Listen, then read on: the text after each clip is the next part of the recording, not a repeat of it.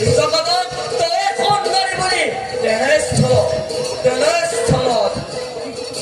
তই সৰস্বতী নাই মোৰ বিশ্বাস নহয় সত্যপতি আপোনাৰ মাতৃয়ে মিছাৰ আশ্ৰয় লৈছে এই বিশ্ব ব্ৰহ্মাণ্ডৰ সৰস্বতী বুলি আন কোনো নাৰী নাই